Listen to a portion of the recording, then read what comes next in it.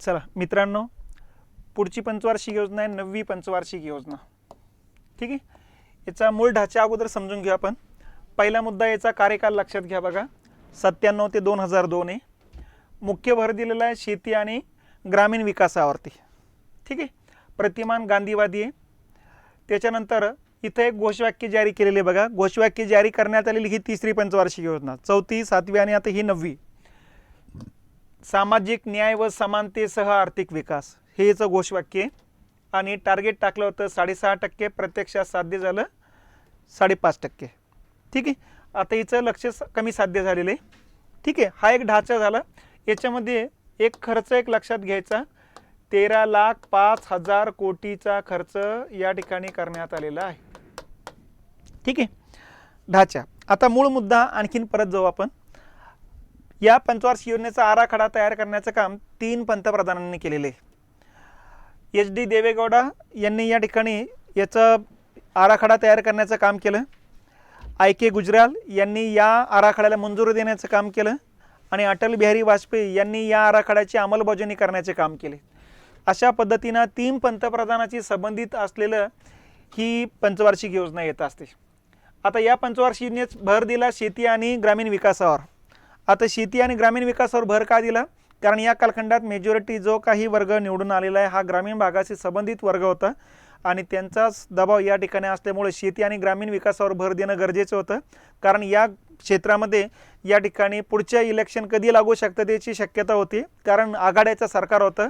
सगळ्यांना माहिती होतं निवडून यायचं असेल तर ग्रामीण भागावर भर दिल्याशिवाय पर्याय नाही, कारण 60% अधिक लोकसंख्या ही ग्रामीण भागामध्ये कार्यरत होती। ठीक आहे, तर शेती क्षेत्रावर भर द्यावा लागलेला आहे। प्रतिमान गांधीवादी म्हणजे महात्मा गांधींच्या विचारानुसार ग्रामीण भागाचा विकास, शेती क्षेत्राचा विकास, लघु आणि कुटीर उद्योगाचा विकास याच्यावरती महात्मा गांधीजींनी भर दिलेला आहे। अशा त्यांच्या विचारालाच म्हणायचं गांधीवाद। आणि म्हणून 9वी, 10वी, 11वी आणि 12वी या 4ही पंचवार्षिक योजनेमध्ये महात्मा गांधींच्या विचारावर आधारित होत्या, म्हणून या 4ही पंचवार्षिक योजना गांधीवादी विचारावरती आधारित होत्या। ठीक आहे, आता या पंचवार्षिक योजनेचं घोषवाक्य जारी करण्यात आलेले आहे। घोषवाक्य दिलेली ही तिसरी पंचवार्षिक योजना आहे। यामध्ये घोषवाक्य काय दिलं? सामाजिक न्याय प्रस्थापित करणे आणि समानतेसह आर्थिक विकास करणे। ठीक आहे, सामाजिक न्याय म्हणजे जो काही विषमता जी आहे या विषमता म्हणजे सामाजिक जी विषमता ती नष्ट करणे आणि दुसऱ्या बाजूला समानतेसह सगळ्यांचा वेगाने विकास करणे, आर्थिक विकास करणे। तर असे हे 2 मुद्द्यावरती इथं काम केलेले आहे बघा। टार्गेट टाकलं तर 6.5%, प्रत्यक्षात साध्य तेवढं झालेलं नाही। का झालं नाही? नंबर 1, आघाड्याचं सरकार होतं, स्थिर सरकार नव्हतं। नंबर 2, भरपूर विकास कार्यक्रमावर भर दिला, एकही कार्यक्रम शेवटपर्यंत गेलाच नाही। या कार्यक्रमाची जी फळं आहे ते पुढच्या पंचवार्षिक योजनेत दिसायला लागली होती, त्यामुळे या पंचवार्षिक योजनेमध्ये या ठिकाणी नुसतं खर्चाचं काम झालं, उत्पन्न मिळण्याचं काम पुढच्या पंचवार्षिक योजनेत होताना दिसतंय। आणि नंबर 3, या पंचवार्षिक योजनेमध्ये 1998ला भारतानं दुसऱ्यांदा अणुचाचणी केली, त्यामुळे जगभरातून निर्बंध आपल्यावरती आलेत बघ। ठीक आहे, निर्बंधामुळे साहजिकच आपला व्यापाराला फटका बसला होता। नंबर 2, 1999ला भारत पाकिस्तान कारगिलवरून वार सुरुवात झालेले, कारगिल युद्ध झालेले। या युद्धामुळे सुद्धा भारताचा बराच खर्च जो आहे तो अनुत्पादक क्षेत्रावर खर्च झालेला दिसतो बघा। तर हे एक त्या पाठीमागचं कारण होतं। तर असे वेगवेगळ्या कारणामुळे ही पंचवार्षिक योजना अपयशी ठरताना दिसते। आता या पंचवार्षिक योजनेमध्ये कुठले कुठले कार्यक्रम हातात घेण्यात आलेले, त्यातला पहिला कार्यक्रम आहे कस्तुरबा गांधी शिक्षण योजना। ठीक आहे, मग आता या ठिकाणी ही योजना कशासाठी, पहिला मुद्दा तो लक्षात घेऊ। ही योजना होती की राष्ट्रीय साक्षरता दर जेवढा होता त्या साक्षरते दरापेक्षा कमी साक्षरता असलेले जे काही जिल्हे आहेत त्या जिल्ह्यामध्ये महिलांचा साक्षरता दर वाढवण्याचं काम या ठिकाणी करण्यासाठी ही योजना हातात घेण्यात आलेली आहे। तर महिला साक्षरतेसाठी योजना आहे।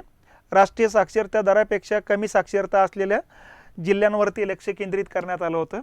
त्याच्यानंतर 97ला सुवर्ण जयंती शहरी रोजगार योजना हा कार्यक्रम सुरू करण्यात आला। सुवर्ण जयंती नाव याकरता देण्यात आलं, 97ला भारताला स्वातंत्र्य होऊन 50 वर्षे पूर्ण होत होती आणि 50 वर्षाला सुवर्ण महोत्सवी वर्ष म्हटलं जातं, म्हणून सुवर्ण जयंती नावाचा कार्यक्रम सुरू करण्यात आला। पण हा कार्यक्रम होता शहरी भागातल्या सुशिक्षित बेरोजगारांना स्वयं रोजगारासाठी अनुदान देणारा कार्यक्रम म्हणून। तर हा शहरी रोजगार योजना या ठिकाणी ओळखला जाते। तसं सुवर्ण जयंती ग्राम स्वरोजगार योजना पण ग्रामीण भागासाठी पण आहे, पण तो 99चा आहे। ठीक आहे, त्याच्यानंतर 97 नंतर 98ला परत 2 कार्यक्रम सुरू झालेले आहेत.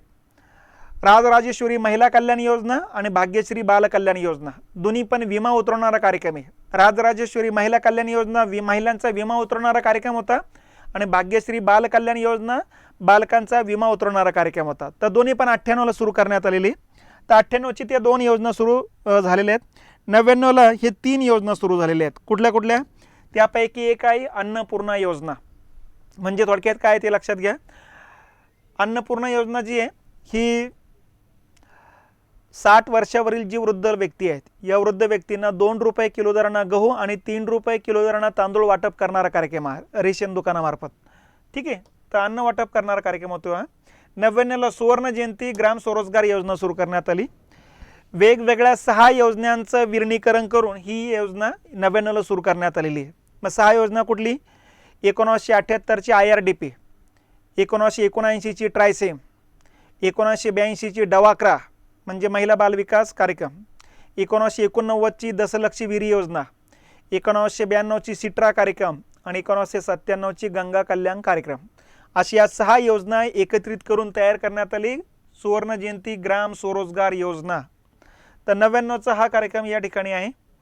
त्याच्यानंतर याच योजनेचं रूपांतर 2011ला राष्ट्रीय आजीविका मिशनमध्ये करण्यात आलं आणि याच योजनेचं नंतर मोदी सरकारनं पंडित दीनदयाल या ठिकाणी नावाची जी योजना आहे त्या योजनेमध्ये करण्यात आलेली आहे बघा. ठीक आहे. त्याच्यानंतर 99ला जवाहर ग्राम समृद्धी योजना सुरू करण्यात आलेली. अगोदर 89ची जी जवाहर रोजगार योजना होती तिचं मॉडिफिकेशन करून ही योजना तयार करण्यात आली, ज्याला म्हणायचं जवाहर ग्राम समृद्धी योजना. तर ही एक 99ला सुरू करण्यात आलेली. 2000ला प्रधानमंत्री ग्राम सडक योजना म्हणजे पंतप्रधानांच्या नावानं ग्रामीण भाग पक्क्या रस्त्यांना जोडण्यासाठी ZP मार्फत अनुदान देऊन या ठिकाणी आपलं रस्ते बांधणारा कार्यक्रम सुरू करण्यात आला. हा कार्यक्रम आज पण चालू आहे. ग्रामीण भागातील पायाभूत सुविधा निर्माण करण्यासाठीचा कार्यक्रम म्हणतो आपण त्याला. त्याच्यानंतर 2000लाच अंत्योदय अन्न योजना सुरू करण्यात आली. या योजनेअंतर्गत रेशन दुकानामार्फत 2 रुपये किलो दराने गहू आणि 3 रुपये किलो दराने तांदूळ वाटप करणारा कार्यक्रम आहे. फक्त कोणाला? अनुसूचित जाती जमातीतील दारिद्र्यरेषेखालील कुटुंबियांना. हा 2 रुपये किलो दराने गहू 3 रुपये किलो दराने तांदूळच आहे, पण हा ज्येष्ठांसाठी आहे, हा अनुसूचित जाती जमातींसाठी आहे. या दोघातला फरक लक्षात घ्या. त्याच्यानंतर 2001ला प्रधानमंत्री ग्रामोदय योजना सुरू करण्यात आली. ग्रामीण भागातील पायाभूत क्षेत्राचा विकास करणारा हा कार्यक्रम. याच्या अंतर्गत वेगवेगळ्या 6 योजना सुरू करण्यात आली. 6 क्षेत्राच्या विकासावर भर दिलेला आहे. गृह, वीज, पाणी, पोषण, शिक्षण आणि आरोग्य असे या 6 क्षेत्रावरती एकत्रित भर देऊन तयार केलेली योजना म्हणजेच प्रधानमंत्री ग्रामोदय योजना. ग्रामीण भागाचा उदय घडवून आणणारी योजना म्हणतो. 2001लाच आंबेडकर वाल्मिकी आवास योजना सुरू करण्यात आली. आवास योजना म्हणजे घर बांधण्यासाठीची योजना आहे. आंबेडकर वाल्मिकी यावरूनच लक्षात येईल अनुसूचित जाती आणि जमातीतील दारिद्र्यरेषेखालील कुटुंबियांना शहरी भागामध्ये घर बांधून देणारा कार्यक्रम आहे. ठीक आहे. कारण इंदिरा आवास योजना आता ग्रामीण भागासाठी सुरू केली होती, शहरी भागासाठी काहीच नव्हते. मग शहरी भागासाठी आणि अनुसूचित जाती जमातीतील दारिद्र्यरेषेखालील कुटुंबियांसाठी मोफत घर बांधून देणारा कार्यक्रम होता. तर 2001ला सुरू करण्यात आलेला आहे. 2001लाच सर्व शिक्षा अभियान नावाचा कार्यक्रम सुरू करण्यात आलेला आहे. या पाठीमागचा कार्यक्रम महत्त्वाचा उद्देश काय? तर 88ला सर्व शिक्षा अभियान नावाचा कार्यक्रम सुरू झाला होता. 2000 पर्यंत प्राथमिक शिक्षणाचं सार्वत्रिकीकरण करायचं होतं, पण 2000 ओलांडला जाऊन सुद्धा प्राथमिक शिक्षणाचं सार्वत्रिकीकरण झालेलं नव्हतं. म्हणून 2001ला 86वी घटना दुरुस्ती केली आणि दुसऱ्या बाजूला सरकारनं सर्व शिक्षा अभियान नावाचा कार्यक्रम सुरू केलेला आहे. आणि 2001लाच संपूर्ण ग्रामीण रोजगार योजना नावाचा हा एक कार्यक्रम हातात घेण्यात आला होता. हा काही नवीन कार्यक्रम नाही. 1993ची आश्वासित रोजगार योजना आणि 1999ची जवाहर ग्राम समृद्धी योजना या 2 योजनांचं विलीनीकरण करून नवीन योजना सुरू केली, ज्याला नाव देण्यात आलं संपूर्ण ग्रामीण रोजगार योजना. तर अशा पद्धतीनं हा एक कार्यक्रम या ठिकाणी लक्षात घेतला पाहिजे. ठीक आहे. अशी वेगवेगळे विकास कार्यक्रम हातात घेण्यात आलेली 9वी पंचवार्षिक योजना आहे. तर या पंचवार्षिक योजनेचं लक्ष्य साध्य झालं नाही. या पाठीमागचे 2-3 घटना लक्षात घेतल्या पाहिजे आपण. सगळ्यात पहिली घटना म्हणजे 1998ला आपण दुसऱ्यांदा अणुचाचणी केली आणि दुसऱ्यांदा झालेल्या अणुचाचणीमुळे आंतरराष्ट्रीय निर्बंध आपल्यावर आलेत.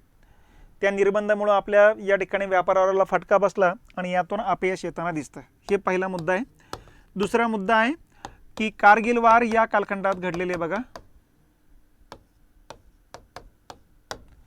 भारत पाकिस्तानमध्ये युद्ध झालं होतं याच कालखंडात, त्यामुळं आपला अनुत्पादक बराच खर्च झाला आणि म्हणून या ठिकाणी ही पंचवार्षिक योजना अपयशी ठरताना दिसते. नंबर 3, याच पंचवार्षिक योजनेमध्ये या ठिकाणी राजकीय अस्थिरतेचा हा कालखंड आहे.